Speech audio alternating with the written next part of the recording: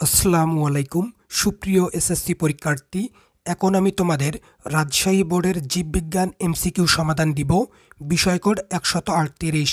সমাধান দেখে তোমার কতটি এমসিকিউ সঠিক হয়েছে তা কমেন্ট করে জানিয়ে দাও এবং এই চ্যানেলে নতুন হলে চ্যানেলটি সাবস্ক্রাইব করার অনুরোধ রইল। প্রশ্ন 1, নিচের কোনটি চর্বিতে দ্রবণীয় ভিটামিন? ক, এ, ডি, ই, কে। 2, উদ্দীপকের টিস্যুটির নাম কি? গ। 3, উদ্দীপকের চিত্রের কোষগুলো ক, 1 ও 2। 4, উদ্দীপকের কোন ধরনের রক্তনালিকা? ক, ধমনী। 5, উদ্দীপকের বি এর ক্ষেত্রে খ, 1 ও 3।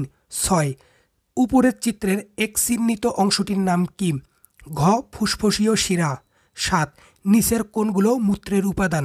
গ, urea, uric acid, ammonia, creatinine. 8, অস্থিতে প্রায় কত ভাগ পানি থাকে? গ, 40 থেকে 50। 9, নিচের কোনটি কবজা সন্ধির উদাহরণ? ক, হাতের কনুই।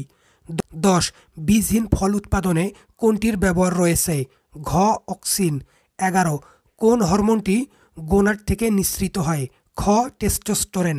12, কোষের কোন অঙ্গাণুতে অক্সিজেন থাকে? ঘ, মাইটোকন্ড্রিয়া। 13, হ্যাশ ও স্লাগ চক্রে প্রথম স্থায়ী পদার্থ কোনটি?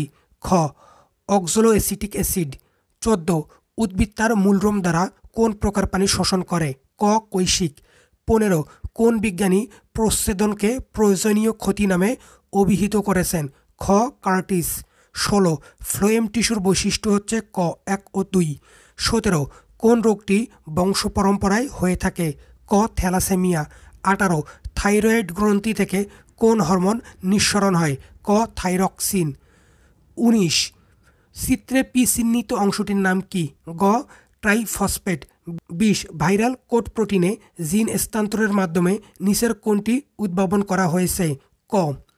21, উদ্দীপকের পরীক্ষণটির নাম কি? গ, অভিস্রবণ।